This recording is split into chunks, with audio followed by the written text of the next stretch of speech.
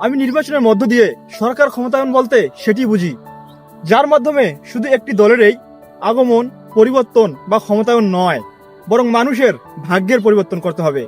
অর্থাৎ মানুষের রুজি রোজগারের ব্যবস্থা করতে হবে, অর্থসামাজিক ব্যবস্থা, নিরাপত্তা ও সঞ্চয় নিশ্চিত করতে হবে।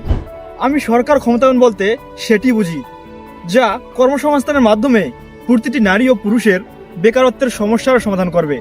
যে ক্ষমতায়ন নারীদের সম্মান, স্বাধীনতা এবং জীবনের সুরক্ষা নিশ্চিত করবে। যে ক্ষমতায়ন দেশের সন্তানদের আধুনিক শিক্ষা এবং নৈতিক মূল্যবোধ গঠন করবে এবং দেশের জনগণকে কাঙ্ক্ষিত স্বাস্থ্য সেবা দিবে। যে ক্ষমতায়ন বাজারে দ্রব্যমূল্যের দাম স্থিতিশীল রাখবে। আমি সরকার ক্ষমতায়ন বলতে সেটিই বুঝি, কৃষক, শ্রমিক এবং সকল প্রকার দিনমজুরের ন্যায্য ও প্রাপ্ত মজুরি নিশ্চিত করবে। আমরা চাই এইরকম একটি লোকেই ক্ষমতায় আসুক।